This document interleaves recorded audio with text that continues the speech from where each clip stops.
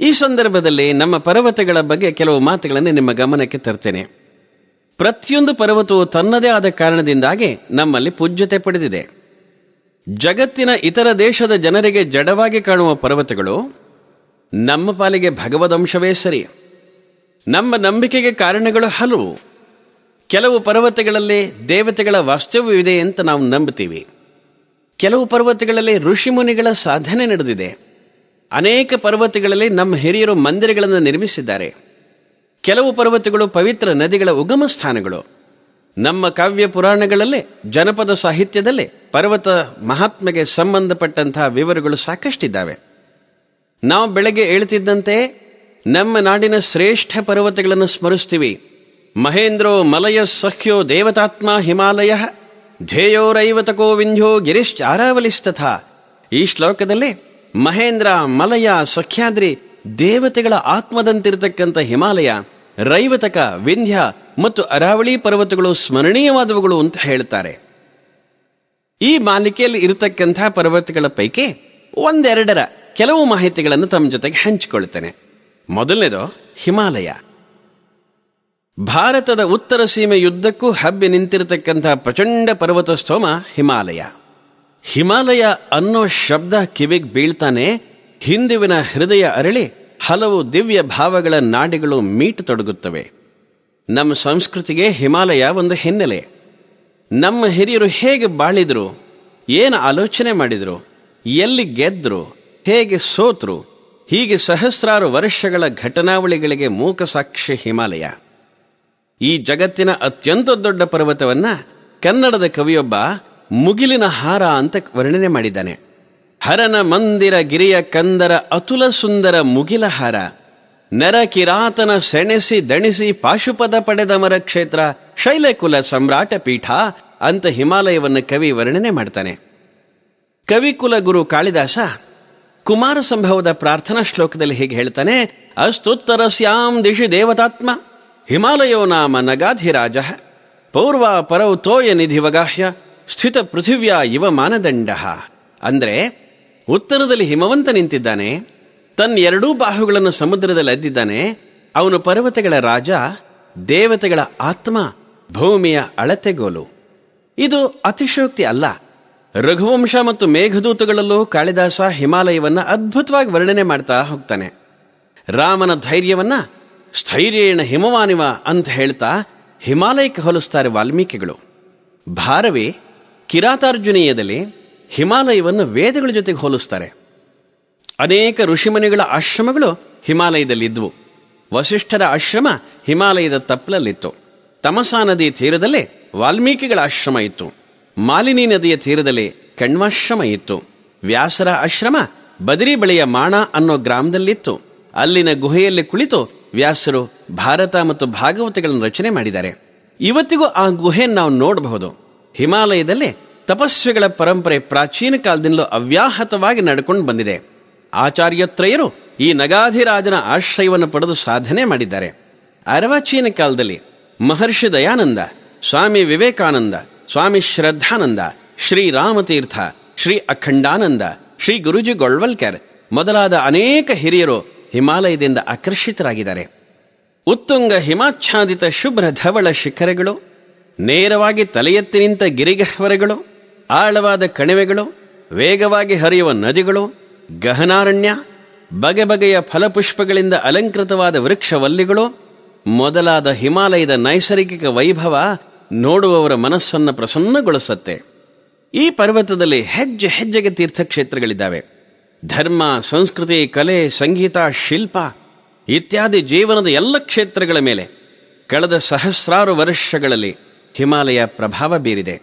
ನಮ್ಮ ಪಾಲಿಗೆ ಅದು ಕೇವಲ ಕಲ್ಲು ಮಣ್ಣುಗಳ ಬೆಟ್ಟ ಅಲ್ಲ, ಅದು ಶಿವಾಲಯವೆಂದೇ ನಮ್ಮ ನಂಬಿಕೆ. ಸಮುದ್ರ ಮಟ್ಟದಿಂದ ಸುಮಾರು 23,000 ಅಡಿಗಳ ಎತ್ತರದಲ್ಲಿದೆ ಕೈಲಾಸ. ಕೈಲಾಸ ಅದು ಶಿವನ ನಿವಾಸ, ನಮ್ಮೆಲ್ಲರ ಶ್ವಾಸ. ಸದ್ಯಕ್ಕೆ ಚೈನಾದ ವಶ. ಕೈಲಾಸ ನೋಡ್ಲಿಕ್ಕೆ ಹೇಗಿದೆ? ಅಷ್ಟದಳಾಕೃತಿಯ ಬಿಳಿಯ ಕಮಲದ ಹೂವಿನ ಮಧ್ಯದಲ್ಲಿ ಸ್ಫಟಿಕದ ಶಿವಲಿಂಗ ಇಟ್ಟರೆ ಹೇಗೆ ಕಾಣುತ್ತೋ ಹಾಗೆ ಗೋಚರವಾಗುತ್ತೆ. ಅದನ್ನು ಅಲುಗಿಸುವ ಪ್ರಯತ್ನವನ್ನ ಶಿವಭಕ್ತ ರಾಕ್ಷಸೇಂದ್ರ ರಾವಣ ನಡೆಸಿದ್ದ. ಅದರ ಸಮೀಪದಲ್ಲಿದೆ ರಾಕ್ಷಸ ತಲ. ರಾವಣ ಆತ್ಮಲಿಂಗ ಪ್ರಾಪ್ತಿಗಾಗಿ ತಪಸ್ಸು ನಡೆಸಿದಂತಹ ಸ್ಥಳ.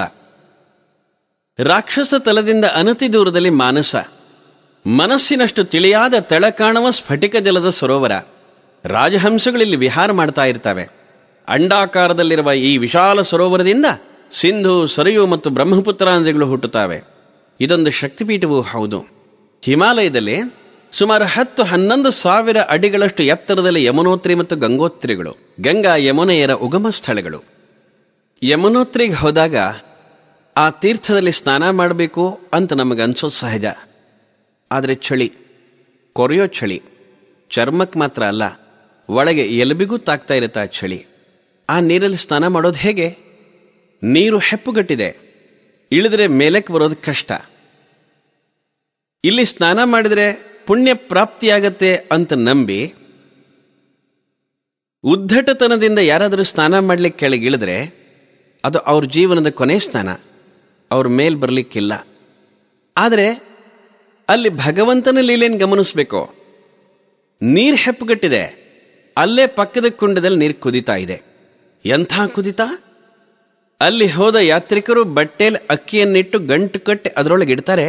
5 ನಿಮಿಷದಲ್ಲಿ ಅದು ಬೆಂದ ಅನ್ನ ಆಗಿರುತ್ತೆ. ಕುಂಡದ ಮೂಲೆಯಲ್ಲಿ ದೊರೆಯುವ ಬೆಚ್ಚನೆ ನೀರಿನಲ್ಲಿ ಯಾತ್ರಿಕರು ಸ್ನಾನ ಮಾಡ್ತಾರೆ. ಗಂಗೋತ್ರಿ ಮತ್ತು ಯಮುನೋತ್ರಿಯ ತೀರ್ಥಗಳನ್ನು ಸಂಗ್ರಹ ಮಾಡಿ ಕೇದಾರನಾಥ ಮತ್ತು ಬದರಿನಾಥನಿಗೆ ಪ್ರೋಕ್ಷಿಸಿ ಅಲ್ಲಿನ ತೀರ್ಥಗಳನ್ನು ಸಂಗ್ರಹಿಸಿ ತಮ್ಮ ಊರಿಗೆ ತಂದು ಮಿತ್ರ ಬಾಂಧವರಿಗೆ ಹಂಚತಕ್ಕಂಥದ್ದೊಂದು ಪರಂಪರೆ. ಬದರಿ ನಮ್ಮ ರಾಷ್ಟ್ರದ ಶೀರ್ಷ ಸ್ಥಾನ. ನರನಾರಾಯಣ ಪರ್ವತಗಳ ನಡುವೆ ಬದರಿನಾಥನ ಮಂದಿರ. ಇದು ವ್ಯಾಸರ ತಪೋಭೂಮಿ. ಇಲ್ಲಿ ಭಗವಾನ್ ವೇದವ್ಯಾಸರ ಗುಹೆ ಇದೆ. ಸತ್ಯಯುಗದಲ್ಲಿ ಶ್ರೀ ನಾರಾಯಣನಿಂದ, ತ್ರೇತಾಯುಗದಲ್ಲಿ ಶ್ರೀ ದತ್ತಾತ್ರೇಯನಿಂದ, ದ್ವಾಪರದಲ್ಲಿ ವೇದವ್ಯಾಸರಿಂದ ಮತ್ತು ನಮ್ಮ ಯುಗದಲ್ಲಿ ಶ್ರೀ ಶಂಕರ ಭಗವತ್ಪಾದರಿಂದ ಬದರಿಯ ಪ್ರತಿಷ್ಠೆ ಹೆಚ್ಚಾಯಿತು. ಇಲ್ಲಿನ ವಿಗ್ರಹದ ಪ್ರಾಣ ಪ್ರತಿಷ್ಠೆ ಮಾಡಿದ್ದು ಶಂಕರ ಭಗವತ್ಪಾದರು. ಬದರಿಯಿಂದ ಉತ್ತರದಲ್ಲೇ ಅಲಕೆಯ ದಡದಲ್ಲಿ ಬ್ರಹ್ಮಕಪಾಲ ಇದೆ. ಋಷಿಕೇಶ್ ಇದೊಂದು ಶೈವ ವೈಷ್ಣವರಿಗೆ ಸಮಾನ ಶ್ರದ್ಧಾ ಕೇಂದ್ರ. ಇಲ್ಲಿ ಸೋಜಿಗೆ ಪಡುವಂಥದ್ದು ಭರತ ಮಂದಿರ. ಇದನ್ನು ಕಟ್ಟಿಸಿದ್ದು ಶ್ರೀ ಶಂಕರಾಚಾರ್ಯರಂತೆ.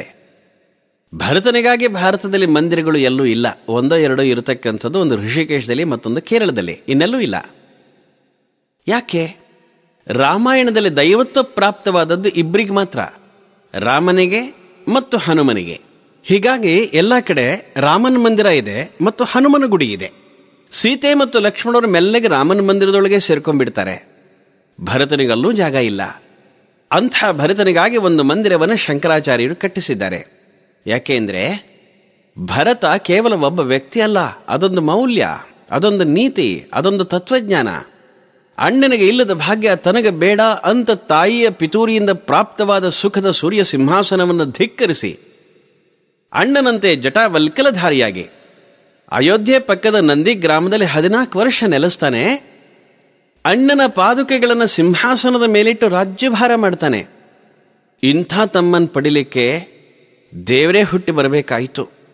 ಅದಕ್ಕಾಗಿ ಶಂಕರಾಚಾರ್ಯರು ಭರತನ ನೆನಪಿಗಾಗಿ ಈ ಮಂದಿರವನ್ನು ಕಟ್ಟಿಸಿದ್ದಾರೆ. ಈ ಋಷಿಕೇಶ ಸ್ವಾಮಿ ಶಿವಾನಂದರ ಸಾಧನಾ ಕೇಂದ್ರ.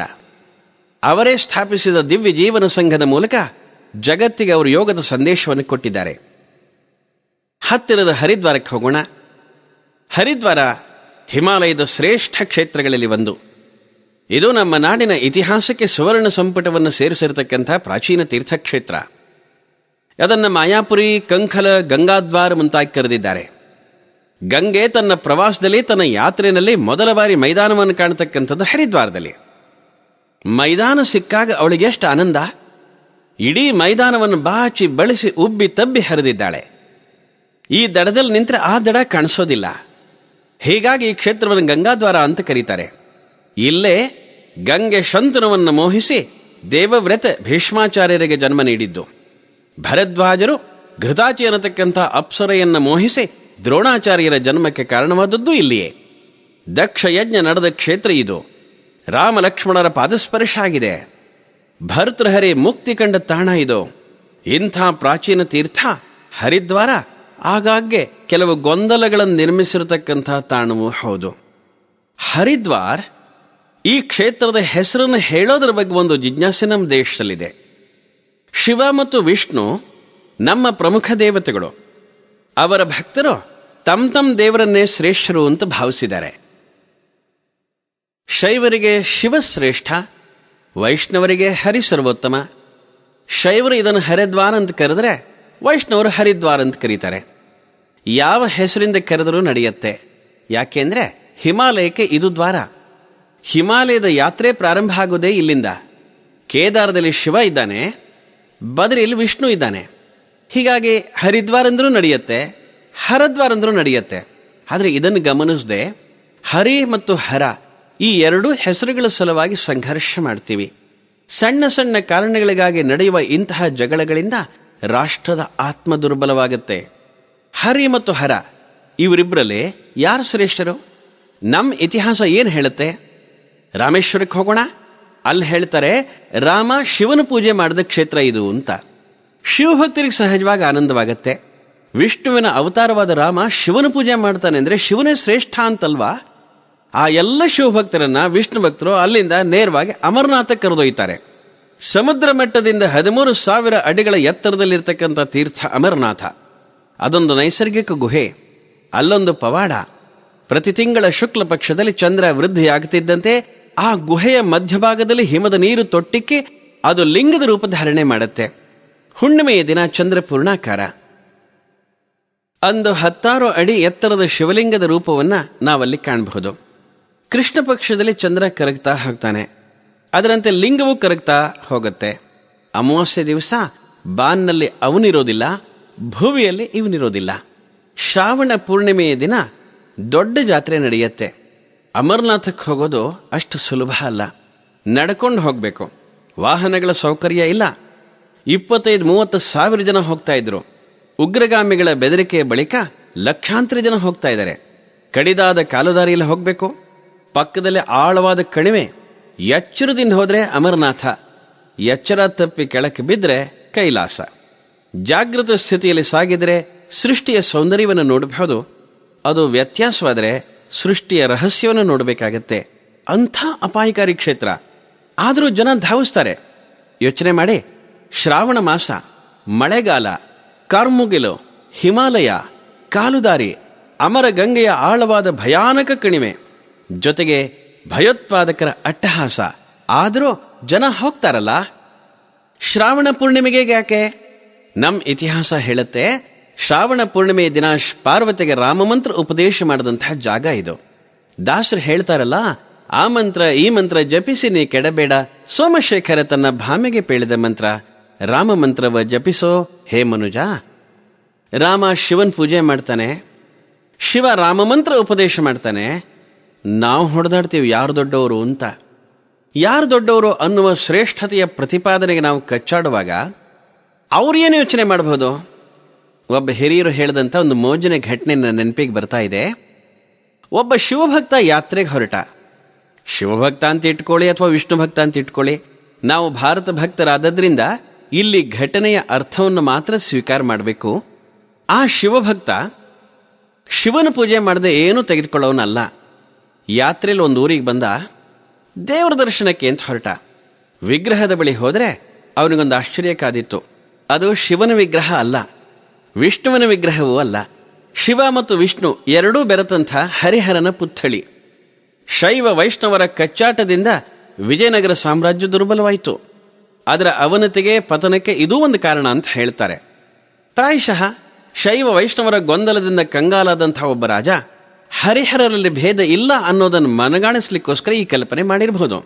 ಹಾಗೆ ಅದು ಹರಿಹರನ ವಿಗ್ರಹವಾಗಿತ್ತು. ಅರ್ಧ ಹರಿ ಅರ್ಧ ಹರ. ತಲೆ ಮೇಲೆ ಅರ್ಧ ಭಾಗ ಕಿರೀಟ, ಅರ್ಧ ಭಾಗ ಜಟೆ. ಕೊರಳ ಹಾರದಲ್ಲಿ ಅರ್ಧ ತುಳಸಿ, ಅರ್ಧ ರುದ್ರಾಕ್ಷಿ. ಒಂದು ಕೈಯಲ್ಲಿ ತ್ರಿಶೂಲ, ಒಂದು ಕೈಯಲ್ಲಿ ಚಕ್ರ. ವಸ್ತ್ರ, ಒಂದು ಕಡೆ ಚರ್ಮ, ಒಂದು ಕಡೆ ಪಿತಾಂಬರ. ಎಂಥ ಭವ್ಯವಾದ ವಿಗ್ರಹ! ಶಿವನನ್ನು ಬಿಟ್ಟು ಬೇರೆಯವರು ಪೂಜೆ ಮಾಡಲ್ಲ ಅಂತ ನಿರ್ಣಯ ಮಾಡಿದ ಶಿವಭಕ್ತ ಅಲ್ಲಿ ಬಂದು ನೋಡ್ತಾನೆ. ಅರೆ, ನಾನಿಲ್ಲಿ ಪೂಜೆ ಮಾಡಿದರೆ ನನ್ನ ಪೂಜೆ ಸ್ವಲ್ಪ ಭಾಗ ವಿಷ್ಣುಗೆ ಹೋಗುತ್ತಲ್ಲ. ಆದರೆ ಬುದ್ಧಿವಂತ, ಪೂಜೆ ಮಾಡಲೇಬೇಕು. ಆದರೆ ವಿಷ್ಣುವಿಗೆ ಸಲ್ಲದಂತೆ ಮಾಡೋದು ಹೇಗೆ? ಅದಕ್ಕೊಂದು ಯೋಜನೆ ಮಾಡ್ದ. ವಿಗ್ರಹದ ಮಧ್ಯಭಾಗದಲ್ಲೊಂದು ದಾರ ಸೂತ್ರವನ್ನು ಬಿಟ್ಟ. ಒಂದು ಭಾಗ ಶಿವ, ಮತ್ತೊಂದು ಭಾಗ ವಿಷ್ಣು ತಾನೆ. ಸೀಮಾತೀತ ಭಗವಂತನಿಗೊಂದು ಸೀಮೆ ನಿರ್ಮಾಣ ಮಾಡ್ದ. ಪೂಜೆ ಪ್ರಾರಂಭ ಆಯಿತು. ಗಂಗಾಜಲದಿಂದ ಅಭಿಷೇಕ. ಅವನ ಗಮನ ಎಲ್ಲಿತ್ತು? ಆ ಅಭಿಷೇಕದ ನೀರು ದಾರದಿಂದ ಆ ಕಡೆಗೆ ಹೋಗುತ್ತಾ, ವಿಷ್ಣುವಿನ ಕಡೆಗೆ ಹೋಗುತ್ತಾ ಅಂತ ನೋಡ್ತಾ ಇದ್ದ.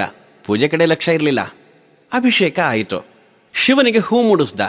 ಅದರ ಪರಿಮಳವೂ ವಿಷ್ಣುವಿನ ಕಡೆ ಹೋಗಬಾರದು ಅನ್ನೋ ಕಾರಣದಿಂದ ಸ್ವಲ್ಪ ಶಿವನ ಕಡೆನೇ ಹೆಚ್ಚು ತಿರುಗಿಸಿಟ್ಟ. ನೈವೇದ್ಯ ವಿಷ್ಣುಗೆ ತೋರಿಸ್ಲೇ ಇಲ್ಲ. ಅವನಿಗೆ ಫಜೀತಿ ಆದದ್ದು ಗಂಧದ ಕಡ್ಡಿ ಹಚ್ಚಿದಾಗ ಊದುಬತ್ತಿ ಹಚ್ಚಲೇಬೇಕು. ಆದರೆ ಅದರ ಧೂಪ ವಿಷ್ಣು ಕಡೆಗೆ ಹೋಗುತ್ತಲ್ಲ, ಈ ದಾರ ಅದನ್ನು ತಡೆಯಲ್ವಲ್ಲ, ಮಾಡೋದೇನೋ? ಬಹಳ ಪ್ರತಿಭಾ ಸಂಪನ್ನ ಶಿವಭಕ್ತ. ಆಲೋಚನೆ ಮಾಡ್ತಾನೆ. ಕೆಳಗೆ ಆರತಿ ತಟ್ಟೆನಲ್ಲಿ ಬತ್ತಿ ಇತ್ತು. ಇನ್ನೂ ಎಣ್ಣೆ ಹಾಕಿರಲಿಲ್ಲ. 2 ಬತ್ತಿ ತೆಗೆದುಕೊಂಡ, ಹತ್ತಿಯನ್ನು ಹಿಂಜುದ. ವಿಷ್ಣುಗೆ ಹೇಳ್ದ, ಹೇ ವಿಷ್ಣು, ಈಗ ಈ ಗಂಧದ ಕಡ್ಡಿ ಹಚ್ತೀನಿ, ಧೂಪ ಆ ಕಡೆಗೆ ಬಂದರೆ ನೀನು ತೆಗೆದುಕೊಳ್ಳಬಾರ್ದು ಅಂತ ಹೇಳಿ ಆ ಹತ್ತಿಯನ್ನು ವಿಷ್ಣುವಿನ ಮೂಗಿನ ಹೊಳ್ಳೆ ಒಳಗಿಟ್ಟ. ಒಂದು ಹೊಳ್ಳೆ ಅವನು ತಾನೆ. ಇದು ಶಿವನಿಗೆ ಮಾತ್ರ ಸಿಗಬೇಕು ಅನ್ನೋ ಆಸೆ. ಪೂಜೆ ಮುಗೀತು. ವಿಷ್ಣು ಪ್ರತ್ಯಕ್ಷ ಆದ. ಅವನು ಕೇಳ್ದ, ನೀನು ಯಾಕೆ ಬಂದೆ? ನೀನು ಕರೆದೇ ಇಲ್ವಲ್ಲ? ನಿಜ, ಇವನು ಮಾಡಿದ್ದು ಶಿವನ ಪೂಜೆ. ಪ್ರತ್ಯಕ್ಷ ಆದದ್ದು ವಿಷ್ಣು. ಭಕ್ತನ ಪ್ರಶ್ನೆಗೆ ವಿಷ್ಣು ಉತ್ತರ ಕೊಟ್ಟ, ಮಗು, ನೀನು ಪೂಜೆ ಮಾಡುವಾಗ ನಿನ್ನ ಮನಸ್ಸೆಲ್ಲ ನನ್ನಲ್ಲೇ ಇತ್ತಲ್ಲಪ್ಪ. ಅಭಿಷೇಕ ಮಾಡುವಾಗ ಹರಿಗಲ್ಲ, ಹೂ ಮುಡಿಸುವಾಗ ಹರಿಗಲ್ಲ, ನೈವೇದ್ಯ ಇಡುವಾಗ ಹರಿಗಲ್ಲ, ಗಂಧದ ಕಡ್ಡಿ ಹಚ್ಚೋವಾಗಲೂ ಹರಿಗಲ್ಲ ಅಂತ ನನ್ನ ಮೂಗಲ್ ಹತ್ತಿ ಇಟ್ಟಿಯಲ್ಲಪ್ಪ. ನಿನ್ನ ವಿರೋಧ ಭಕ್ತಿಗೆ ಮೆಚ್ಚಿದ್ದೀನಿ, ಬೇಕಾದ ಕೇಳು ಅಂದ. ಇಷ್ಟೇ ಶ್ರದ್ಧೆಯಿಂದ ವಿಷ್ಣು ಪೂಜೆ ಮಾಡಿದ್ರೆ ಶಿವ ಪ್ರತ್ಯಕ್ಷ ಆಗಿ ಇದೇ ಉತ್ತರನ ಕೊಡ್ತಿದ್ದ. ಎಂಥ ಅದ್ಭುತ ಸಮನ್ವಯದ ಉದಾಹರಣೆ ಇದು. ಒಬ್ಬ ಸಂಸ್ಕೃತದ ಜಾಣೆ ಕವಿ ಒಂದು ಶ್ಲೋಕ ಬರೆದಿದ್ದಾನೆ. ಎಂಥ ಸಾಮರಸ್ಯ ಇತ್ತು ಈ ದೇಶದಲ್ಲಿ ಅನ್ನುವಂಥದ್ದು ಆ ಶ್ಲೋಕದಿಂದ ಅರ್ಥವಾಗತ್ತೆ. ಆ ಶ್ಲೋಕ ಹೀಗಿದೆ: ಪಾಯಾತ್ ಕುಮಾರ ಜನಕ ಶಶಿಖಂಡಮೌಳಿ ಶಂಖ ಪ್ರಭಶ್ಚ ನಿಧನಶ್ಚ ಗವೀಶಯಾನಃ ಗಂಗಾಂಚ ಪನ್ನಗಧರಶ್ಚ ಉಮಾವಿಲಾಸ ಆದ್ಯಕ್ಷರೇಣ ಸಹಿತೋ ರಹಿತೋಪಿ ದೇವಃ. ಈ ಶ್ಲೋಕದಲ್ಲಿ ಬರುವ ಶಬ್ದಗಳನ್ನು ಸ್ವಲ್ಪ ಗಮನಿಸಿ. ಕುಮಾರಜನಕ, ಶಶಿಖಂಡಮೌಳಿ, ಶಂಖಪ್ರಭಶ್ಚ, ನಿಧನಶ್ಚ, ಈ ಎಲ್ಲ ಶಬ್ದಗಳ ಅರ್ಥ ಶಿವ ಶಿವ ಅಂತ. ವಿಶೇಷ ಅಂದರೆ ಈ ಎಲ್ಲ ಶಬ್ದಗಳ ಮೊದಲನೇ ಅಕ್ಷರ ತೆಗೆದ್ರೆ ಶಿವ ಇದ್ದದ್ದು ಹೋಗಿ ವಿಷ್ಣು ಅಂತ ಅರ್ಥ ಆಗತ್ತೆ. ಉದಾಹರಣೆಗೆ, ಪಾಯಾತ್ ಕಾಪಾಡ್ಲಿ, ಯಾರು? ಕುಮಾರಜನಕ, ಕುಮಾರಸ್ವಾಮಿಯ ತಂದೆ, ಷಣ್ಮುಖನ ತಂದೆ, ಸುಬ್ರಹ್ಮಣ್ಯನ ತಂದೆ ಶಿವ ನನ್ನನ್ನು ಕಾಪಾಡ್ಲಿ. ಈ ಕುಮಾರಜನಕದಲ್ಲಿ ಕೂ ತೆಗೆದ್ರೆ ಮಾರಜನಕ, ಮಾರ ಅಂದರೆ ಮನ್ಮಥ, ಅವನ ತಂದೆ ಕೃಷ್ಣ, ಮದನ ಪಿತ ನನ್ನನ್ನು ಕಾಪಾಡ್ಲಿ. ಶಶಿಖಂಡ ಮೌಳಿಹಿ, ಶಶಿ ಅಂದರೆ ಚಂದ್ರ, ಚಂದ್ರನ ತುಂಡು ಅಂದರೆ ಬಿದಿಗೆ ಚಂದ್ರನನ್ನ ತಲೆ ಮೇಲೆ ಧರಿಸಿರತಕ್ಕಂಥ ಚಂದ್ರಶೇಖರ ಸೋಮನಾಥ ನನ್ನನ್ನು ಕಾಪಾಡ್ಲಿ ಅಂತ ಅರ್ಥ. ಶಶಿಖಂಡ ಮೌಳಿಲಿ ಶ ತೆಗೆದ್ರೆ ಶಿಖಂಡ ಮೌಳಿಹಿ, ಶಿಖಂಡ ಅಂದರೆ ನವಿಲುಗಿರಿ, ಅದನ್ನು ತಲೆ ಮೇಲೆ ಇಟ್ಕೊಂಡವನು ಕೃಷ್ಣ, ಅವನು ನನ್ನನ್ನು ಕಾಪಾಡಲಿ. ಶಂಖ ಪ್ರಭಶ್ಯ, ಶಂಖದ ಮೈಬಣ್ಣದವನು ಅಂದರೆ ಬಿಳುಪಾದ ಮೈಬಣ್ಣದ ಶಿವ ನನ್ನನ್ನು ಕಾಪಾಡಲಿ ಅಂತ ಅರ್ಥ. ಶಂಖಪ್ರಭದಲ್ಲಿ ಶಂ ತೆಗೆದ್ರೆ ಖ ಪ್ರಭಶ್ಯ, ಖ ಅಂದರೆ ಆಕಾಶದ ಬಣ್ಣ, ಆಕಾಶದ ಬಣ್ಣದ ಮೈಯವನು ಯಾರೋ? ನೀಲಮೇಘ ಶ್ಯಾಮನಾದ ಕೃಷ್ಣ ನನ್ನನ್ನು ಕಾಪಾಡಲಿ ಅಂತ ಅರ್ಥ. ನಿಧನಶ್ಚ, ಹಣವಿಲ್ಲದ, ಧನರಹಿತ, ಸ್ಮಶಾನವಾಸಿ, ಲಯಕರ್ತ, ಭಸ್ಮ ವಿಭೂಷಿತ ಶಿವ ನನ್ನನ್ನು ಕಾಪಾಡಲಿ ಅಂತ ಅರ್ಥ. ನಿಧನಶ್ಚದಲ್ಲಿ ನೀ ಬಿಟ್ರೆ ಧನಶ್ಚ, ಧನಪತಿ, ಲಕ್ಷ್ಮೀಪತಿ ವಿಷ್ಣು ನನ್ನನ್ನು ಕಾಪಾಡಲಿ ಅಂತ ಆಗತ್ತೆ. ಗವೀಶಯಾನ, ಗವ್ ಅಂದರೆ ಹಸು, ವಿ ಅಂದರೆ ಪಕ್ಷಿ, ಹಸುವಿನ ಈಶ ಎತ್ತು ವೃಷಭ, ಅದರ ಮೇಲೆ ಕೂತ್ಕೊಳ್ಳೋನು ಶಿವ. ವೀಷಃ ಅಂದರೆ ಪಕ್ಷಿಗಳ ಒಡೆಯ ಗರುಡ, ಅದರ ಮೇಲೆ ಕೂರೋನು ವಿಷ್ಣು. ಹೀಗೆ ವೃಷಭ ವಾಹನಾದ ಶಿವ ನನ್ನನ್ನು ಕಾಪಾಡಲಿ, ಗರುಡ ವಾಹನಾದ ವಿಷ್ಣು ನನ್ನನ್ನು ಕಾಪಾಡಲಿ ಅಂತ ಅರ್ಥ ಆಗತ್ತೆ. ಗಂಗಾಂಚ, ಗಂಗಾಧರ ನನ್ನನ್ನು ಕಾಪಾಡಲಿ. ಗಂ ಬಿಟ್ರೆ ಗಾಂಚ, ಗೋವುಗಳನ್ನು ಸಲುಹಿದ ಗೋಪಾಲಕೃಷ್ಣ ನನ್ನನ್ನು ಕಾಪಾಡಲಿ. ಪನ್ನಗಧರಶ್ಚ, ಪನ್ನಗ ಅಂದರೆ ಹಾವು, ಶಿವನಿಗೆ ಹಾವೇ ಆಭರಣವಂತೆ, ವಾಸುಕಿ ಕಂಠಭೂಷಣ ಅಂತ ನಾವೇ ಹೇಳ್ತೀವಲ್ಲ, ಹೀಗೆ ಹಾವನ್ನೇ ಆಭರಣವನ್ನಾಗಿ ಹೊಂದಿರತಕ್ಕಂಥ ಶಿವ ನನ್ನನ್ನು ಕಾಪಾಡಲಿ ಅಂತ ಅರ್ಥ. ಪನ್ನಗಧರದಲ್ಲಿ ಪ ಬಿಟ್ರೆ ನಗಧರ, ನಗ ಅಂದರೆ ಪರ್ವತ, ಅದನ್ನು ಎತ್ತಿ ಹಿಡಿದವನು ಕೃಷ್ಣ. ಗಿರಿಧರ ಗೋಪಾಲ, ಗೋವರ್ಧನಧಾರಿ, ಅವನನ್ನು ಕಾಪಾಡಲಿ. ಉಮಾವಿಲಾಸ, ಉಮೆಗೆ ಆನಂದ ಕೊಟ್ಟ ಶಿವ ನನ್ನನ್ನು ಕಾಪಾಡಲಿ. ಉಮಾವಿಲಾಸಹದಲ್ಲಿ ಊ ಬಿಟ್ರೆ ಮಾವಿಲಾಸಹ. ಮಾ ಅಂದ್ರೆ ಲಕ್ಷ್ಮಿ, ಲಕ್ಷ್ಮಿಯ ಗಂಡ ಅನ್ನೋ ಕಾರಣಕ್ಕೆ ಅವನನ್ನ ಮಾಧವ ಅಂತ ಕರಿತೀವಿ. ಅವನನ್ನು ಕಾಪಾಡ್ಲಿ. ಕೊನೆಗೆ ಈ ಶ್ಲೋಕದಲ್ಲಿ ಕವಿ ಆಶಯ ಏನು? ಆದ್ಯಕ್ಷರೇಣ ಸಹಿತೋ ರಹಿತೋಪಿ ದೇವಃ ಅಂದ್ರೆ ಮೊದಲಕ್ಷರ ಸಹಿತವಾಗಿ ಅಥವಾ ರಹಿತವಾಗಿ ಸ್ತುತಿಸಲ್ಪಡತಕ್ಕಂಥ ಒಬ್ಬನೇ ದೇವರು ನಮ್ಮನ್ನು ಕಾಪಾಡ್ಲಿ. ಶೈವರಾದ್ರೆ ಇಡೀ ಶ್ಲೋಕ ಹೇಳಿ, ವೈಷ್ಣವರಾದ್ರೆ ಒಂದೊಂದು ಅಕ್ಷರ ಬಿಟ್ಬಿಟ್ಟು ಹೇಳಿ, ಜಗಳ ಬೇಡ ಅಂತ ಭಾವನೆ. ಎಂಥ ಸಾಮರಸ್ಯದ ಶ್ರುತಿ ಇದೆ ಅಲ್ವಾ ಈ ಶ್ಲೋಕದಲ್ಲಿ. ಸಣ್ಣ ಸಣ್ಣ ಕಾರಣಕ್ಕೆ ನಾವು ಹೊಡೆದಾಡ್ತೀವಿ. ಒಂದು ದೇವಸ್ಥಾನದಲ್ಲಿ ತೀರ್ಥ ಯಾರಿಗೆ ಮುಂಚೆ ಕೊಡಬೇಕು ಅನ್ನೋಕ್ಕೊಂದು ಜಗಳ. ಅದು ಸುಪ್ರೀಂ ಕೋರ್ಟ್ವರೆಗೆ ಹೋಯ್ತು. ಆಗ ಸುಪ್ರೀಂ ಕೋರ್ಟ್ ಭಾರತದಲ್ಲಿರಲಿಲ್ಲ, ಲಂಡನ್ನಲ್ಲಿತ್ತು. ಅದನ್ನು ಪ್ರಿವಿ ಕೌನ್ಸಿಲ್ ಅಂತ ಕರೀತಾ ಇದ್ರು. ಈ ತೀರ್ಥದ ಕೇಸು ಪ್ರಿವಿ ಕೌನ್ಸಿಲಿಗೆ ಹೋಯ್ತು. ಅಲ್ಲಿ ನ್ಯಾಯಾಧೀಶರು ಕೇಳಿದ್ರು, what do you mean by theertha? ತೀರ್ಥ ಅಂದ್ರೇನು? ಪಾಪ ಅವನಿಗೆ ಗೊತ್ತಿರಲಿಲ್ಲ. ಎಷ್ಟು ಹಾಸ್ಯಾಸ್ಪದ. ನೀರಿಗೆ ತೀರ್ಥದ ಸ್ಥಾನ ಕೊಟ್ಟಿದ್ದು ನಾವು, ಅದರ ಕಲ್ಪನೆ ಇಲ್ಲದ ವ್ಯಕ್ತಿ ಹತ್ರ ನ್ಯಾಯ ಕೇಳ್ತೀವಿ. ಇನ್ನೊಂದು ದೇವಸ್ಥಾನದಲ್ಲಿ ಆನೆ ಹಣೆ ಮೇಲೆ ಯು ಆಕಾರದ ನಾಮ ಹಾಕಬೇಕು, ವೈ ಆಕಾರದ ನಾಮ ಹಾಕಬೇಕು ಅನ್ನೋ ಜಗಳ. ಅದು ಸುಪ್ರೀಂ ಕೋರ್ಟಿಗೆ ಹೋಗುತ್ತೆ. ಅಲ್ಲಿ ತೀರ್ಮಾನ ಆಗೋಕ್ ಮುಂಚೆ ಆನೆನೇ ಸತ್ತು ಹೋಗುತ್ತೆ. ಏನನ್ಬೇಕಿದಕ್ಕೆ ಇಂಥ ನಡವಳಿಕೆಗಳಿಗೆ? ಹರಿದ್ವಾರ ಕಣ್ಮುಂದ್ ಬಂದಾಗ ಈ ರೀತಿಯ ಜಿಜ್ಞಾಸೆಗಳನ್ನು ಮೆಲಕ್ ಹಾಕ್ತಕ್ಕಂಥ ನೋವಿನ ಕ್ಷಣ ನಮ್ಮ ಬಾಳ್ನಲ್ಲಿ ಬರುತ್ತೆ. ಅದಾಗದಿದ್ದಂತೆ ಸಾಮರಸ್ಯದ ಬದುಕನ್ನು ಸಾಗಿಸ್ತಕ್ಕಂಥ ಪ್ರಯತ್ನ ನಮ್ಮಿಂದ ಆಗಬೇಕು. ಬಂಧುಗಳೇ, ಒಟ್ನಲ್ಲಿ ಹಿಮಾಲಯದಲ್ಲಿ ಹೆಜ್ಜೆ ಹೆಜ್ಜೆಗೆ ತೀರ್ಥಕ್ಷೇತ್ರಗಳಿದ್ದಾವೆ.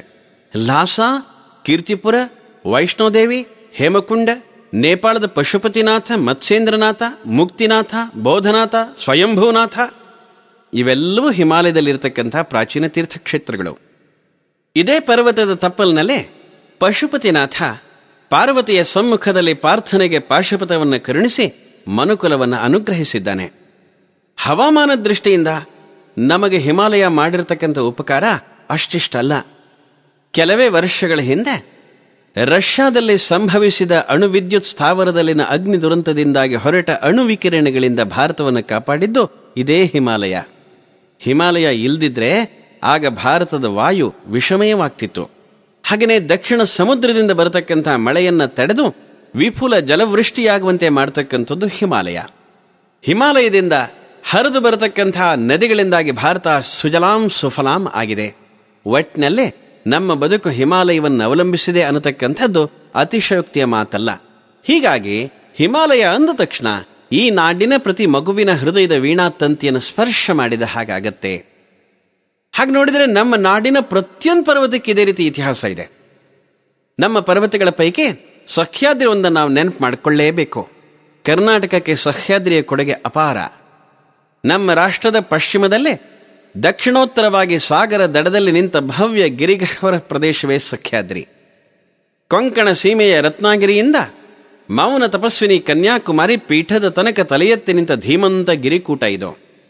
ಸಪ್ತ ಕುಲಪರ್ವತಗಳಲ್ಲಿ ಒಂದಾದ ಇದನ್ನ ಪ್ರತಿನಿತ್ಯ ಮುಂಜಾನೆ ನಾವು ಸ್ಮರಣೆ ಮಾಡ್ತೀವಿ.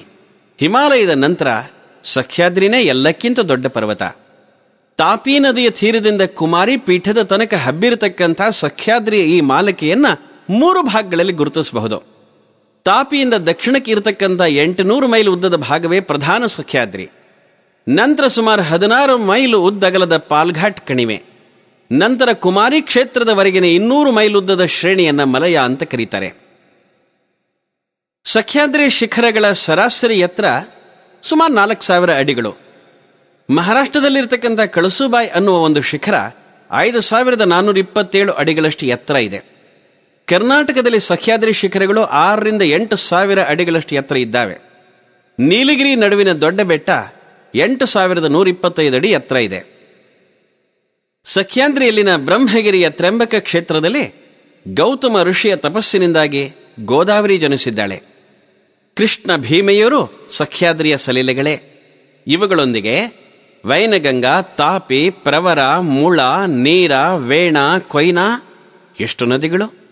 ತುಂಗ, ಭದ್ರಾ, ವರದಾ, ಕಾವೇರಿ, ಘಟಪ್ರಭಾ, ಮಲಪ್ರಭಾ, ಕಾಳಿ, ಗಂಗಾವಳಿ, ವಾಶಿಷ್ಠಿ, ವೇದಾವತಿ, ಮಾಂಡವಿ, ಹೇಮ, ಕಪಿಲ, ನೇತ್ರ, ನಂದಿನಿ, ನಳಿನಿ, ಮಾಲತಿ, ಮಲಾಪಹಾರಿ, ಸುವರ್ಣಮುಖಿ, ಅರ್ಕಾವತಿ ಇತ್ಯಾದಿ ಇತ್ಯಾದಿ ಅಸಂಖ್ಯ ಪ್ರವಾಹಗಳು ಸಹ್ಯಾದ್ರಿಯ ಬಸರಿನಿಂದ ಹೊರಬಂದಿವೆ.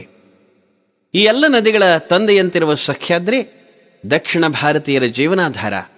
ಅಸಂಖ್ಯ ಔಷಧಿ ವನಸ್ಪತಿಗಳು, ಗಹನಾರಣ್ಯಗಳನ್ನು ಒಳಗೊಂಡಿರತಕ್ಕಂಥ ಈ ಪರ್ವತ ನಮ್ಮ ಭಾಗ್ಯವೇ ಸರಿ.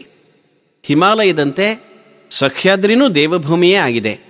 ಜ್ಯೋತಿರ್ಲಿಂಗಗಳು ಸಹ್ಯಾದ್ರಿಯ ವೈಶಿಷ್ಟ್ಯ. ನಮ್ಮ ದೇಶದಲ್ಲಿರ್ತಕ್ಕಂಥ 12 ಜ್ಯೋತಿರ್ಲಿಂಗಗಳ ಪೈಕಿ 6 ಸಹ್ಯಾದ್ರಿಯ ಮೇಲೆ ಅಥವಾ ತಪ್ಪಲಲ್ಲೇ ಇದ್ದಾವೆ. ಇದರ ಗರ್ಭದಲ್ಲಿ ಪಂಚವಟಿ ಇದೆ. ಅದೇ ಇವತ್ತಿನ ನಾಸಿಕ್. ಶ್ರೀರಾಮ ಸೀತಾ ಲಕ್ಷ್ಮಣರು 14 ವರ್ಷ ವನವಾಸದ ಬಹುಪಾಲು ಸಮಯ ಕಳೆದಂತಹ ಜಾಗ. ಸಂಸ್ಕೃತದಲ್ಲೇ ಮೂಗನ ನಾಸಿಕ ಅಂತ ಕರೀತಾರೆ.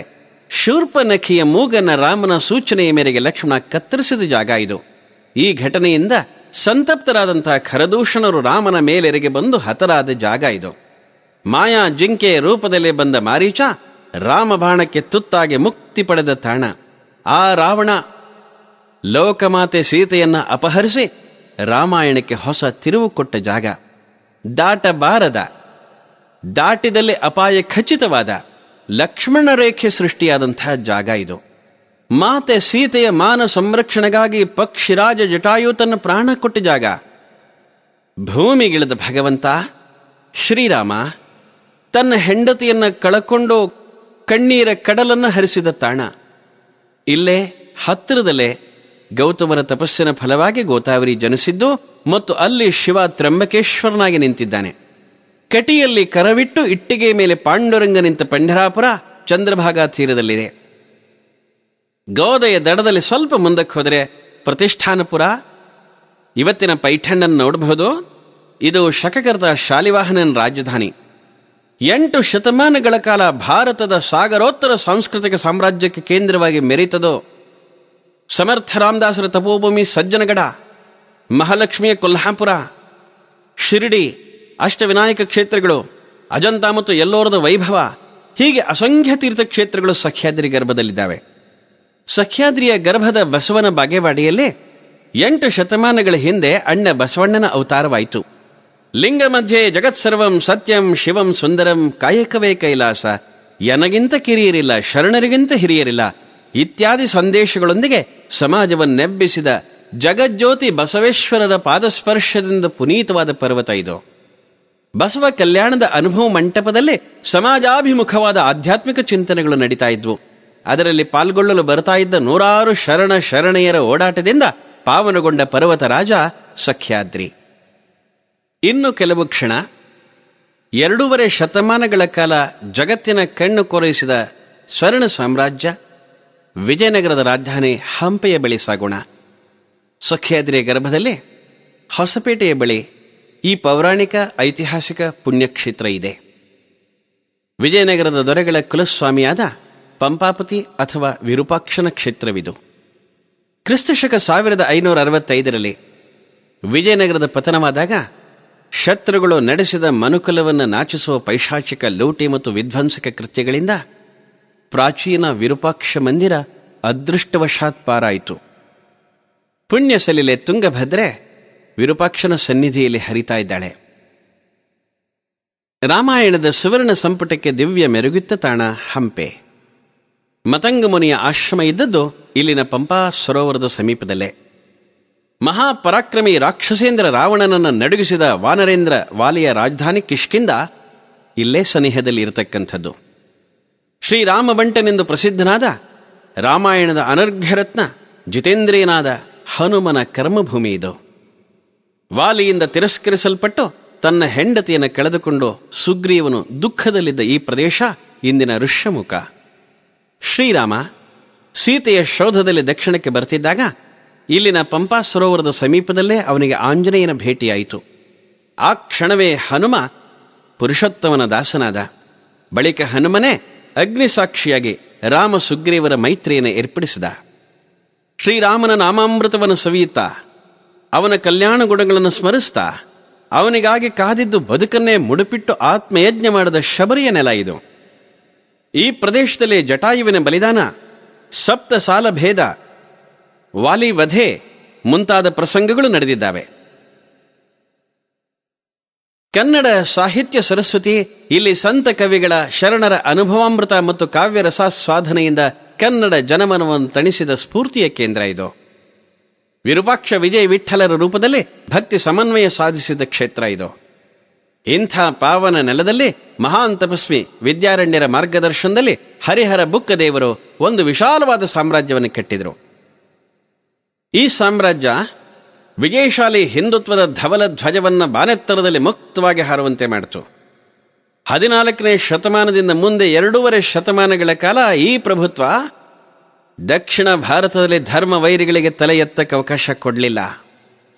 ಇಡೀ ರಾಷ್ಟ್ರವನ್ನು ನುಂಗಕ್ಕೆ ಕಾಳ್ಗಿಚ್ಚಿನಂತೆ ಬಂದ ಇಸ್ಲಾಮೀ ಪ್ರಭುತ್ವವನ್ನು ಸಾಮ್ರಾಜ್ಯದ ಚತುಸ್ಸೀಮೆಯಿಂದ ಹೊರಗೆ ಎದುರಿಸಿತು. ಇವತ್ತು ದಕ್ಷಿಣದಲ್ಲಿ ಉಳಿದಿರತಕ್ಕಂಥ ಹಿಂದುತ್ವ ಧರ್ಮಪೀಠಗಳು, ಸ್ಥಾಪತ್ಯ ಮತ್ತು ಕಲಾವೈಭವಗಳಿಗೆ ಇಡೀ ರಾಷ್ಟ್ರ ವಿಜಯನಗರ ಸಾಮ್ರಾಜ್ಯಕ್ಕೆ ಋಣಿಯಾಗಿರಬೇಕು. ಸಹ್ಯಾದ್ರಿ ಗರ್ಭದ ಮಂಡ್ಯ ಜಿಲ್ಲೆಯ ಮೇಲುಕೋಟೆ ನಾವು ನೋಡಬೇಕಾದ ಸ್ಥಳ. ವಿಶಿಷ್ಟ ಅದ್ವೈತ ಸಿದ್ಧಾಂತದ ಆಚಾರ್ಯರಾದ ಶ್ರೀಮದ್ ರಾಮಾನುಜರ ಲೀಲಾಭೂಮಿ. ಶ್ರೀರಾಮಾನುಜರು ಶೈವ ಪಂಥೀಯ ಚೋಳ ವಂಶೀಯ ರಾಜನ ಕಿರುಕುಳದಿಂದ ನೊಂದು ಕರ್ನಾಟಕಕ್ಕೆ ಬಂದವರು. 13 ವರ್ಷಗಳ ಕಾಲ ಮೇಲುಕೋಟೆ ಅವರಿಗೆ ಆಶ್ರಯ ಕೊಡಿತು. ಅಲ್ಲೇ ಅವರು ಚಲುವನಾರಾಯಣನನ್ನು ಪ್ರತಿಷ್ಠಾಪಿಸಿದರು. ಅವರ ಆಗಮನದಿಂದ ಕರ್ನಾಟಕದ ಬದುಕು ಶ್ರೀಮಂತವಾಯಿತು. ಜೈನ ದೊರೆ ಬಿಟ್ಟಿದೇವ ವಿಷ್ಣುವರ್ಧನನಾದ.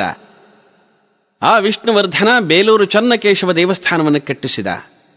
ಶ್ರೀಮದ್ ರಾಮಾನುಜರು ಸಾಮಾಜಿಕ ಸಾಮರಸ್ಯಕ್ಕೆ ಮತ್ತು ದಲಿತರನ್ನ ಮೇಲಕ್ಕೆತ್ತುವ ಕಾರ್ಯಕ್ಕೆ ಒತ್ತಾಸೆ ನೀಡಿದರು.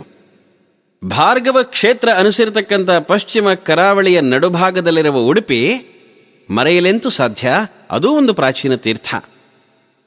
ಇದನ್ನು ರಜತಪೀಠಪುರ ಅಂತ ವರ್ಣಿಸಲಾಗಿದೆ. ದ್ವೈತ ಸಿದ್ಧಾಂತದ ಮೂಲ ಪ್ರವರ್ತಕರಾದ ಶ್ರೀ ಮಧ್ವಾಚಾರ್ಯರು ಉಡುಪಿ ಸಮೀಪದ ಪಾಜಕದಲ್ಲಿ ಅವತರಿಸಿದರು. ಅವರು ಸ್ಥಾಪಿಸಿದ ಅಷ್ಟಮಠಗಳು ಶ್ರೀಕೃಷ್ಣನ ಅಧ್ಯಯನ ಮತ್ತು ಆರಾಧನೆಯಲ್ಲಿ ತೊಡಗಿದ್ದಾವೆ. ಆಚಾರ್ಯ ಶ್ರೀ ಮಧ್ವರಿಂದ ಇಲ್ಲಿ ನೆಲೆಕಂಡ ಕೃಷ್ಣ ಶ್ರೀ ಕನಕರ ಭಕ್ತಿಗೆ ಮೆಚ್ಚಿ ಅವರಿಗೆ ದರ್ಶನ ನೀಡಲು ತಾನೇ ಹಿಂತಿರುಗಿ ನಿಂತ ಪಾವನ ಕ್ಷೇತ್ರ. ಸಹ್ಯಾದ್ರಿಯ ದಕ್ಷಿಣ ಭಾಗವನ್ನ ಮಲಯ ಅಂತ ಕರೀತಾರೆ. ಮಲಯ ಪರ್ವತ ಶ್ರೀಗಂಧದ ಮರಗಳಿಗೆ ಪ್ರಸಿದ್ಧವಾಗಿದೆ. ಅದ್ವೈತದ ಸೂತ್ರದಲ್ಲಿ ರಾಷ್ಟ್ರದ 4 ಮೂಲೆಗಳನ್ನು ಪೂಣಿಸಿದ ಶ್ರೀ ಶಂಕರ ಭಗವತ್ಪಾದರು ಮಲಯದ ಗರ್ಭದಲ್ಲಿರುವ ಕಾಲಟಿಯಲ್ಲಿ ಜನಿಸಿದವರು. ಇದರ ತಪ್ಪಲಲ್ಲಿರುವ ಇನ್ನೊಂದು ಪವಿತ್ರ ಕ್ಷೇತ್ರ ವರ್ಕಳ, ಶ್ರೀ ನಾರಾಯಣ ಗುರುಗಳ ಕರ್ಮಭೂಮಿ. ವಿಕೃತ ವರ್ಣ ವ್ಯವಸ್ಥೆಗೆ ಸಿಲುಕಿ ನಲಗುತ್ತಿದ್ದ, ಮಂದಿರಕ್ಕೆ ಪ್ರವೇಶವನ್ನೇ ನಿರಾಕರಿಸಲ್ಪಟ್ಟಿದ್ದ ಬಂಧುಗಳಿಗೆ ಧ್ವನಿ, ಧೈರ್ಯ, ಶಿಕ್ಷಣ, ಸಂಸ್ಕಾರ ನೀಡಿ ಅವರನ್ನು ಮೇಲಕ್ಕೆತ್ತಿ ಕೇರಳವನ್ನು ಕಾಪಾಡಿದ ಮಹಾಪುರುಷ ಶ್ರೀನಾರಾಯಣ ಗುರು. ಇದೇ ವಲಯದ ಶಬರಿಮಲೈ, ಶ್ರೀರಾಮನಿಗಾಗಿಯೇ ಕಾದು ಆತ್ಮಯಜ್ಞಗೈದ ಶಬರಿಯ ಪಾವನ ಸ್ಮೃತಿಗೆ ಸಮರ್ಪಿಸಲ್ಪಟ್ಟ ಬೆಟ್ಟ. ಅದರ ನೆತ್ತಿಯಲ್ಲೇ ಹರಿಹರ ಸುತನಾದ ಅಯ್ಯಪ್ಪ ಸ್ವಾಮಿಯ ನೆಲೆ. ಅವನ ದರ್ಶನಕ್ಕಾಗಿ ಕೋಟಿ ಕೋಟಿ ಭಕ್ತರು ಧಾವಿಸುತ್ತಾರೆ. ಇವೆಲ್ಲದರ ಜೊತೆಗೆ ಸಹ್ಯಾದ್ರಿ ಅಂದ ತಕ್ಷಣ ನೆನಪಿಗೆ ಬರತಕ್ಕಂಥ ಮತ್ತೊಬ್ಬ ಮಹಾಪುರುಷ ಇದ್ದಾನೆ. ಅವನೇ ಛತ್ರಪತಿ ಶಿವಾಜಿ ಮಹಾರಾಜ. ಶಿವಾಜಿಯ ಮಹತ್ವ ನಮಗೆ ಅರ್ಥವಾಗೋದಿಲ್ಲ. ನಮ್ಮ ಇತಿಹಾಸದ ಪಠ್ಯ ಪುಸ್ತಕದಲ್ಲಿ ಶಿವಾಜಿಯ ಬಗ್ಗೆ ಹೆಚ್ಚೇನೂ ಹೇಳಲಿಲ್ಲ. ಯಾವುದೇ ಮಗುವಿನ ಇತಿಹಾಸದ ಪಠ್ಯಪುಸ್ತಕ ತೆಗೆದು ನೋಡಿ, ಶಿವಾಜಿ ಬಗ್ಗೆ 1 ಪುಟದ ವರ್ಣನೆ ಇರುತ್ತೆ. ಅದರಲ್ಲಿ ಅರ್ಧ ಪುಟ ಅವನ ಚಿತ್ರ. ಇನ್ನೆಷ್ಟು ವಿವರ ಕೊಡಬಹುದವರು? ಉದ್ದೇಶಪೂರ್ವಕವಾಗಿಯೇ ಶಿವಾಜಿಯ ಮಹತ್ವವನ್ನು ಬ್ರಿಟಿಷ್ ಇತಿಹಾಸಕಾರರು ಕಡಿಮೆ ಮಾಡಿರಬೇಕು. ನಾವು ಹಾಗೆ ಮುಂದುವರೆದಿದ್ದೀವಿ. ಶಿವಾಜಿಯ ಮಹತ್ವ ನಮ್ಗೆ ಗೊತ್ತಾಗೋದು ಯಾವಾಗ? ಅಕಸ್ಮಾತ್ ಶಿವಾಜಿ ಹುಟ್ಟದಿದ್ರೆ ಏನಾಗ್ತಿತ್ತು? ಉತ್ತರದಲ್ಲಿ ಮೊಘಲ್ ಶಾಹಿ, ದಕ್ಷಿಣದಲ್ಲಿ ಆದಿಲ್ ಶಾಹಿ, ಅದರ ಆಚೆ ಈಚೆ ನಿಜಾಂ ಶಾಹಿ, ಇಮಾಮ್ ಶಾಹಿ, ಬರೀದ್ ಶಾಹಿ, ಕುತುಬ್ ಶಾಹಿ, ಅಯೋಧ್ಯೆಯಲ್ಲಿ ನವಾಬ, ಬಂಗಾಳದಲ್ಲಿ ನವಾಬ, ತಮಿಳುನಾಡಿನಲ್ಲಿ ಫ್ರೆಂಚರು, ಗೋವಾದಲ್ಲಿ ಪೋರ್ಚುಗೀಸರು, ಸೂರತ್ನಲ್ಲಿ ಬ್ರಿಟಿಷರು, ಪಕ್ಕದಲ್ಲೇ ಡಚ್ಚರು. ಆಧುನಿಕ ಯುರೋಪಿನ ತೋಪುಗಳು ತಾಯಿ ಭಾರತೀಯ ಮಾಂಗಲ್ಯವನ್ನು ಭಗ್ನ ಮಾಡಲಿಕ್ಕೆ ಸಿದ್ಧವಾಗಿ ನಿಂತಿದ್ವು. ಅಂಥ ಸಂದರ್ಭದಲ್ಲಿ ಶಿವಾಜಿ ಎದ್ದು ಬಂದ. ಬಾಲ ಶಿವಾಜಿ ಹೇಳಿದ್ದೇನೋ, ಹಿಂದೂ ಧರ್ಮ ಪ್ರತಿಷ್ಠಾಯೈ ಸಿದ್ಧ ಖಡ್ಗ ಸದಾವಯಂ. ನಮ್ಮ ಸ್ಥಿತಿ ಹೇಗಿತ್ತು ಅವಾಗ? ಭೂಷಣ ಅನ್ನೋ ಕವಿ ತನ್ನ ಕಾವ್ಯದಲ್ಲಿ ಹೇಳ್ತಾನೆ, ಕಾಶಿಜಿ ಕಿ ಕಳಾ ಜಾತಿ ಮಥುರಾ ಮಸ್ಜಿದ್ ಹೋತಿ, ಯದಿ ಶಿವಾಜಿನ ಹೋತಾ ಸುನ್ನತ ಹೋತಿ ಸಬಕಿ. ಅಂದ್ರೇನೋ, ಕಾಶಿ ಕಳಾಹೀನವಾಗ್ತಿತ್ತು, ಮಥುರಾ ಮಸೀದಿ ಆಗ್ತಿತ್ತು. ಅಕಸ್ಮಾತ್ ಶಿವಾಜಿ ಹುಟ್ಟದಿದ್ರೆ ಈ ದೇಶದ ಎಲ್ಲರಿಗೂ ಇಸ್ಲಾಮಿಕ್ ಸಂಸ್ಕಾರ ಆಗ್ತಿತ್ತು. ನಮ್ಮ ರಾಷ್ಟ್ರ, ಧರ್ಮ, ಸಂಸ್ಕೃತಿಗಳು ವಿನಾಶದ ಅಂಚನ್ನು ತಲುಪಿದ್ದಾಗ ಅದರ ಸಂರಕ್ಷಣೆಗೋಸ್ಕರ ಎದ್ದು ಬಂದ ಶಿವಾಂಶ ಆತ ಅಂತ ಸ್ವಾಮಿ ವಿವೇಕಾನಂದರು ಹೇಳಿದ್ದಾರೆ. ನಮ್ಮ ಕಾವ್ಯ ಪುರಾಣಗಳಲ್ಲಿ ವರ್ಣನೆಗೆ ಸಿಲುಕಿರುವ ಅಭಿಜಾತ ನಾಯಕನ ಸಕಲ ಸದ್ಗುಣಗಳ ಸಾಕಾರ ಮೂರ್ತಿ ಶಿವಾಜಿ. ಸ್ವರಾಜ್ಯ ನಿರ್ಮಾಣಕ್ಕಾಗಿ ಜನರನ್ನು ಜೋಡಿಸ್ತಕ್ಕಂಥ ಪ್ರಯತ್ನ ಮಾಡ್ದ. ನಾಡಿನಲ್ಲಿ ಅವನಿಗೆ ಬೆಂಬಲ ಸಿಗಲಿಲ್ಲ. ಯಾರೂ ಅವನನ್ನು ಬೆಂಬಲಿಸಲಿಲ್ಲ. ನಾವು ಬುದ್ಧಿವಂತರು, ಗೆಲುವು ಖಚಿತ ಆಗೋ ತನಕ ಯಾರನ್ನೂ ನಾವು ಬೆಂಬಲಿಸಲ್ಲ. ಇವತ್ತು ನಿನ್ನೆ ಮಾತಲ್ಲ, ಹಿಂದಿನಿಂದಲೂ ನಡ್ಕೊಂಡು ಬಂದ ನಮ್ಮ ನಡವಳಿಕೆ ಅದು. ರಾಮ ರಾವಣರ ಯುದ್ಧ ನಡೀತಾ ಇದ್ದಾಗ ಆಕಾಶದಲ್ಲಿ ನಿಂತ ದೇವತೆಗಳು ಜೈ ಅಂತಿದ್ರಂತೆ. ಯಾರಿಗೆಂತ ಗೊತ್ತಿಲ್ಲ. ರಾಮ ಗೆದ್ರೆ ರಾಮನಿಗೆ, ರಾವಣ ಗೆದ್ರೆ ರಾವಣನಿಗೆ. ರಾಮಾಯ ಸ್ವಸ್ತಿ ರಾವಣಾಯ ಸ್ವಸ್ತಿ. ಗೆಲುವು ಖಚಿತ ಆಗೋ ತನಕ ಯಾರ್ದಾದ್ರೂ ಪರ ವಹಿಸೋದು ಹೇಗೆ? ಶ್ರೀರಾಮ ಭೂಮಿಗಿಳಿದ ಭಗವಂತ, ಅವನು ಗೆಲ್ಲೇಬೇಕು, ಗೆಲ್ತಾನೆ. ನಂಬೋದು ಹೇಗೆ? ಯಾಕೆಂದ್ರೆ ಅವನು ಅಯೋಧ್ಯೆಯಿಂದ ಚದುರಂಗ ಬಲ ಸಹಿತ ಬಂದವನಲ್ಲ. ಅವನು ಬಂದಿದ್ದು ಅರಣ್ಯದಿಂದ. ಜೊತೆಗಿರೋರು ಕಪಿಗಳು, ಒಂದು ಹೇಳಿದ್ರೆ 10 ಮಾಡ್ತಾವೆ. ಹೀಗಿರ್ಬೇಕಾದ್ರೆ ಅವನು ಗೆಲ್ಲಬಹುದು ಅಂತ ನಂಬಿ ಅವನಿಗೆ ಜೈಕಾರ ಹಾಕೋದು ಹೇಗೆ? ಅಕಸ್ಮಾತ್ ರಾವಣ ಗೆದ್ರೆ ಸುಮ್ಮನೆ ಬಿಡ್ತಾನಾ? ರಾವಣನ ಬಳಿ ಸೇನೆ, ಶಸ್ತ್ರ ಸಂಪತ್ತು ಎಲ್ಲ ಇದೆ ಅಂತ ಭಾವಿಸಿ ರಾವಣನೇ ಗೆಲ್ತಾನೆ ಅಂತ ನಂಬಿ ರಾವಣಿಗೆ ಜೈ ಅನ್ನೋಣ. ಅಕಸ್ಮಾತ್ ರಾಮ ಗೆದ್ರೆ ಮುಖ ತೋರಿಸೋದು ಹೇಗೆ? ರಗಳೆ ಬೇಡ, ಸುಮ್ಮನೆ ಜೈ ಅಂತ ಹೇಳ್ತಾ ಇದ್ರು. 80 ದಿವಸದ ಯುದ್ಧ ಮುಗಿತು. ರಾವಣನ ಕಡೆ ಎಲ್ಲ ಪ್ರಮುಖರು ನೆಲಕ್ಕೆ ಹೊರಗಿದ್ರು. ಶ್ರೀರಾಮನಿಗೆ ಆದಿತ್ಯ ಹೃದಯವೂ ಪ್ರಾಪ್ತವಾಯಿತು. ಇನ್ನು ರಾಮ ಗೆಲ್ಲೋದು ಖಚಿತವಾದಾಗ 81ನೇ ದಿನ ಇಂದ್ರ ರಾಮನಿಗೆ ಸಾರಥಿ ಸಹಿತ ತನ್ನ ರಥವನ್ನು ಕಳಿಸಿಕೊಟ್ಟ. ಅಲ್ಲಿ ತನಕ ರಥಿಕ ರಾವಣ ವಿರಥಿ ರಾಮ. ರಾಮ ನೆಲದಲ್ಲಿ ನಿಂತು ಹೋರಾಟ ಮಾಡಬೇಕಾಯಿತು. ಆನಂತರ ರಾಮನ ಜಯಘೋಷವೂ ಪ್ರಾರಂಭವಾಯಿತು. ಅಂದ್ರೆ ಗೆಲ್ಲುವವರೊಂದಿಗೆ ಗುರುತಿಸಿಕೊಳ್ಳತಕ್ಕಂಥದ್ದು ಲಾಭಕರ ಅನ್ನೋ ಚಿಂತನೆ. ಶಿವಾಜಿಗೂ ಹಾಗೇನೆ ಯಾರೂ ಬೆಂಬಲ ಕೊಡಲಿಲ್ಲ. ನಾಡಿನಲ್ಲಿ ಬೆಂಬಲ ಸಿಗದಿದ್ದಾಗ ಶಿವಾಜಿ ಧೃತಿಗಿಡಲಿಲ್ಲ. ಕಾಡಿಗೆ ಹೋದ, ಊರ್ ಹೊರಗೆ ಹೋದ, ಹಳ್ಳಿಗೆ ಹೋದ. ರೈತರ ಮಕ್ಕಳನ್ನ, ಮಾವಳಿ ಪೋರ್ರನ್ನ, ಉಡಲಿಕ್ಕೆ ಬಟ್ಟೆ ಇಲ್ಲ, ಹೊಟ್ಟೆಗೆ ಹಿಟ್ಟಿಲ್ಲ ಅಂಥ ಬಡ ರೈತಾಪಿ ಮಕ್ಕಳನ್ನ ಸಂಘಟನೆ ಮಾಡ್ದ. ಅವರಲ್ಲಿ ದೇಶಭಕ್ತಿ ತುಂಬೋದು ಹೇಗೆ? ಉಪದೇಶ ಮಾಡಲಿಲ್ಲ. ಆ ಎಳೆ ಮಕ್ಕಳಿಗೆ ಆಟ ಆಡಿಸ್ದ. ಮಕ್ಕಳನ್ನು 2 ಗುಂಪು ಮಾಡಿ, ಒಂದು ಗುಂಪಿಗೆ ಮೊಘಲರು, ಇನ್ನೊಂದು ಗುಂಪಿಗೆ ಮರಾಠರು ಅಂತ ಹೆಸರಿಟ್ಟ. ಯುದ್ಧದ ಆಟ ಆಡಿ ಅಂತ ಹೇಳ್ದ. ಮೊದಲೇ ಒಂದು ಕಂಡೀಷನ್, ಒಂದು ಕರಾರು, ಒಂದು ಷರತ್ತು. ಆಟ ಮುಗಿಯೋ ಹೊತ್ತಿಗೆ ಮೊಘಲರು ಅಂತ ಹೆಸರು ಇಟ್ಕೊಂಡಿರೋ ಮಕ್ಕಳು ಸೋತು ಸತ್ತು ಕೆಳಗೆ ಬಿದ್ದು ಬಿಡಬೇಕು. ಕೇವಲ ನಾಟಕ. ಆದರೆ ಈ ನಾಟಕ ಆಡ್ತಾ ಆಡ್ತಾ ಮಕ್ಕಳಿಗನ್ನಿಸ್ತು ಮೊಘಲರು ಅಂದ್ರೆ ಸೋಲೋರು, ಮರಾಠರು ಅಂದ್ರೆ ಗೆಲ್ಲೋರು. ಮಂತ್ರ ಛೋಟ ತಂತ್ರ ಸೋಫೆ ಫರಿ ಯಶಸ್ವಿ ಠರಲೇತೆ ಅಂತ ಒಂದು ಮರಾಠಿ ಹಾಡಿದೆ. ಚಿಕ್ಕ ಮಂತ್ರ, ಸುಲಭ ತಂತ್ರ, ಹೇಗೆ ಯಶಸ್ವಿ ಆಯ್ತು ನೋಡಿ ಅಂತ ಅದರ ಅರ್ಥ. ಈ ತಂತ್ರ ಬಳಸಿ ಎಂಥ ವ್ಯಕ್ತಿತ್ವ ನಿರ್ಮಾಣ ಮಾಡ್ತಾನೆ ಶಿವಾಜಿ. ತಾನಾಜಿ ಮಾಲ್ಸುರೆ, ನೇತಾಜಿ ಫಾಲ್ಕರ್, ಮಾಮ ಬಲೇಕರ್, ಏಸಾಜಿ, ಕಂಕಾಜಿ, ಒಬ್ಬೊಬ್ಬರು ನರಸಿಂಹಗಳು, ನರವ್ಯಾಘ್ರಗಳು. ಹೋರಾಟದ ಕ್ಷಣ ಬಂದಾಗ ಹಿಂಜರಿಲಿಲ್ಲ, ಬಲಿದಾನಕ್ಕೆ ಮುಂದೆ ಬರ್ತಾರೆ. ನೆನಪು ಮಾಡ್ಕೊಳ್ಳಿ, ಒಂದಿನ ಜೀಜಾಮಾತೆ ಹೇಳ್ತಾಳೆ, ಆ ಕೊಂಡಾಣ ಕೋಟೆ ಕಡೆ ಕೈ ತೋರಿಸ್ತಾ ಆ ಕೋಟೆ ಮೇಲೆ ನಮ್ ಝಂಡಾ ಹಾರಬೇಕು, ನಮ್ ಧ್ವಜ ಹಾರಬೇಕು. ಜೀಜಾಮಾತೆ ಇಚ್ಛೆ ಅಂದ್ರೆ ನಮ್ಗೆ ಆದೇಶ ಅಲ್ವಾ? ಆದ್ರೆ ಆ ದುರ್ಗಮ ಬೆಟ್ಟ ಗೆಲ್ಲುವ ಸಾಮರ್ಥ್ಯ ಶಿವಾಜಿ ಪಾಳಯದಲ್ಲಿ ಇದ್ದದ್ದು ತಾನಾಜಿಗೆ ಮಾತ್ರ. ಅವನನ್ನು ಕರೆಸೋಣ ಅಂದ್ರೆ ಅವನ ಮಗನ ಮದುವೆ. ತಾನಾಜಿಯ 13 ವರ್ಷದ ಮಗ ರಾಯಬಾನ್ ಮದುವೆ. ಮನೇಲಿ ಮದುವೆ ಇರುವಾಗ ಯಾರಾದರೂ ಯುದ್ಧಕ್ಕೆ ಹೋಗಿ ಅಂದ್ರೆ ಹೊರಡಕ್ಕಾಗತ್ತಾ? ಆದ್ರೆ ತಾನಾಜಿಗೆ ರಾಜಮಾತೆ ಜೀಜಾಮಾತೆ ಇಚ್ಛೆ ಏನು ಅಂತ ಅರ್ಥವಾಯ್ತು. ತಕ್ಷಣ ಹೊರಟು ಬಂದ. ಜೀಜಾಮಾತೆಗೆ ಹೇಳ್ತಾನೆ, ತಾಯಿ, ನಿಮ್ಮ ಆಸೆ ನನಗೆ ಆಜ್ಞೆ. ಜೀಜಾಮಾತೆ ಹೇಳ್ತಾಳೆ, ಮಗು ತಾನಾ, ನಿನ್ನ ಮಗನ ಮದುವೆ ನಿಶ್ಚಯ ಆಗಿದೆಯಲ್ಲಪ್ಪ, ಮದುವೆ ಮುಗಿದ್ಮೇಲೆ ಹೋಗೋ. ಆಗ ತಾನ ಹೇಳ್ತಾನೆ, ಅಮ್ಮ, ಮೊದಲು ಕೊಂಡಾಣದ ಮದುವೆ, ನಂತರ ನನ್ನ ಮಗನ ಮದುವೆ. ನನ್ನ ಮಗನ ಮದುವೆಗೇನಂತೆ? ನಾನಿಲ್ದಿದ್ರೆ ಶಿವಾಜಿ ಇದ್ದಾನೆ. ಶಿವಾಜಿ ರಾಜ, ಅವನು ನನ್ನ ಹಾಗೆ ನನ್ನ ಮಗುಗೆ ತಂದೆ ಅಲ್ವಾ? ನನ್ನ ಮಗನ ಮದುವೆ ಶಿವಾಜಿ ಮಾಡಲಿ, ಕೊಂಡಾಣದ ಮದುವೆ ನಾನು ಮಾಡ್ತೀನಿ. ಹೊರಟೇ ಬಿಟ್ಟ ಕೊಂಡಾಣಕ್ಕೆ. ಕೊಂಡಾಣ ಕೋಟೆಯನ್ನ ಶಿವಾಜಿ ಸೈನಿಕರು ಗೆದ್ರು. ಆದರೆ ಗೆಲ್ಲೋಕೆ ಸ್ವಲ್ಪ ಮುಂಚೆ ತಾನಾಜಿಯ ಬಲಿದಾನ ಆಯಿತು. ಶಿವಾಜಿಗೆ ಸುದ್ದಿ ತಲುಪಿಸಿದ್ರು, ಕೊಂಡಾಣ ಗೆದ್ದಿದ್ದಾರೆ, ತಾನಾನ್ ಬಲಿದಾನ ಆಯಿತು. ಆಗ ಶಿವಾಜಿ ಕಣ್ಣಂಚಲ್ಲಿ ನೀರು ಬಂತು. ಅವನ ಬಾಯಲ್ಲಿ ಬಂದ ಮಾತೇನೋ, ಗಡ್ ಆಲ ಪಣ್ ಸಿಂಹ ಗೇಲ. ಕೋಟೆ ಬಂತು, ಸಿಂಹ ಹೊರಟೋಯ್ತು. ಆ ತಾನಾಜಿಗೆ ಆ ಕೋಟೆಯಲ್ಲಿ ಸಮಾಧಿಯನ್ನು ಮಾಡಿ ಅದಕ್ಕೆ ಸಿಂಹಗಡ ಅಂತ ಹೆಸರಿಟ್ಟ ಶಿವಾಜಿ. ಅದು ನಮ್ಮ ತೀರ್ಥಕ್ಷೇತ್ರ. ತಾನಾಜಿ ಮನೆ ಕಡೆ ಒಂದ್ಸಲ ಕಣ್ಣು ಹಾಯಿಸಿ ಅವನ ಮನೆ ಸ್ಥಿತಿನ ವಿಶ್ಲೇಷಣೆ ಮಾಡಿ ಹೇಗಿತ್ತು ಅವನ ಮನೆ ಆವತ್ತು. ಮನೇಲಿ ಮಂಗಲ ಸಮಾರಂಭ, ತಂದೆಯ ಸ್ಮಶಾನ ಯಾತ್ರೆ, ಮಗ ಹಸೆಮಣೆ ಏರ್ದ, ತಂದೆ ಚಿತೆಯನ್ನೇರ್ದ, ಸೊಸೆ ತಾಳಿ ಕಟ್ಕೊಂಡ್ಲು, ಅತ್ತೆ ಮಾಂಗಲ್ಯ ಬಿಚ್ಚಿಟ್ಲು.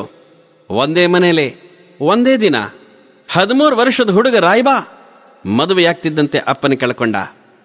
ತಂದೆಯ 12ನೇ ದಿವಸದ ಕೆಲಸ ಮುಗಿಸಿ ಅಪ್ಪನ ಖಡ್ಗ ಹಿಡ್ಕೊಂಡು 18ನೇ ದಿವಸ ರಣಾಂಗಣಕ್ಕೆ ಧುಮುಕ್ತಾನೆ ತಂದೆ ಕೆಲಸನ ಪೂರೈಸೋದಕ್ಕೋಸ್ಕರ. ಮದುವೆ ಆದ ತಕ್ಷಣ ಯಾವ ಶಾಲಾ ಕಾಲೇಜುಗಳಲ್ಲಿ ಈ ರೀತಿಯ ದೇಶಭಕ್ತಿ ಶಿಕ್ಷಣ ಇವತ್ತು ಕೊಡ್ಲಿಕ್ಕೆ ನಮ್ಗೆ ಸಾಧ್ಯ ಆಗ್ತಾ ಇದೆ? ಅದಕ್ಕಾಗಿ ಸಖ್ಯಾದ್ರಿಯ ಬಳಿ ಬಂದಾಗ ಶಿವಾಜಿಯ ನೆನಪು ಸಹಜವಾಗತ್ತೆ.